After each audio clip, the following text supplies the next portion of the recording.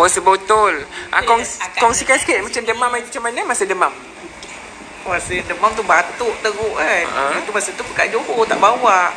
Lepas tu balik terus minum ni lah. Tu yang batuknya kurang, tak ada melarat macam dulu kan. So yang anak suruh minum pekat tu? Dia kata masa tu yang batuk tak boleh tu lah. Sebab nak bercakap tak boleh kan. Kita nak solat, bila nak baca tu susah kan. Tu anak kata, mak cuba minum satu sudu. Dia kata jangan baca.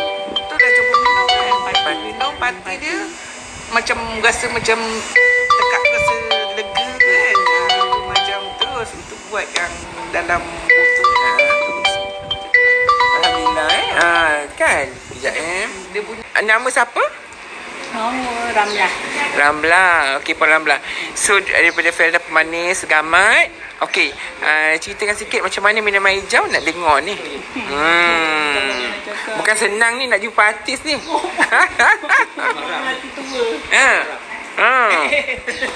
Hati dah tua dah. Macam mana awak minum air hijau ni? Akak kan mula-mula dah tinggi kecaman memang teruk tau. Memang teruk 200 cikgu darah tinggi. Oh, tingginya. Makan ubat apa pun tak okey. Kalau tengok dalam YouTube keluar benda lah ni. Ini orang kata bagus kan, nak cubalah beli. Sekali tu yang beli minum. Ni darah tinggi terus turun macam normal macam biasa. Oh, alhamdulillah Terus normal tu itu akak order. Alhamdulillah sakit lutut pun dah kurang. Gastrik. Akak kena gastrik teruk tu cikgu tak boleh jalan. Oh, ya gastrik memang. Ni mapah kat dinding ni air mata jangan cakap lah. Ni mapah ni. Dia tangkap sendi. Sakit sangat. Nangis lagi. Sekarang gastriknya? Ni alhamdulillah sekarang dah tak ada. Sakit lutut? Lutut pun agak dah kurang. Tinggal sikit je lah ni. Ada lah. Tinggal sini sikit lah.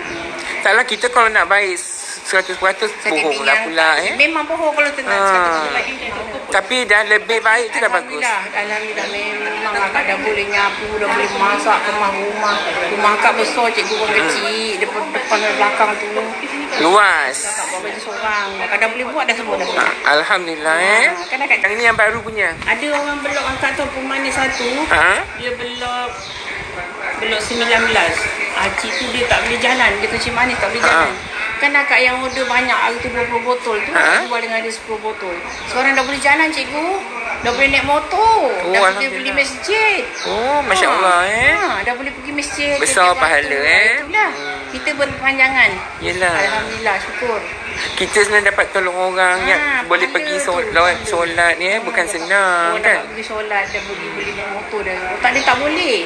Yelah. Kaki dia sakit, dia kata duduk, dia bengkak, dia tak boleh jalan. Macam mana ni? Cakap dengan abang lah, dengan suami akak.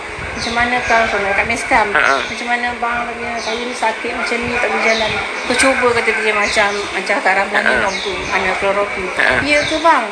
Mana bang? Datang rumah lah kata. Dari betul dia datang rumah, dia ambil 2 botol. Cuba 2 botol. Cuba 2 botol. Lepas tu dia alhamdulillah dah berjalan tu, dia order lagi 10 botol. Ya Allah. Tu. Dia. Lagi sebut ditinggal jangan? Ditinggal jangan. Allah maaf. Malu. #ditinggaljangan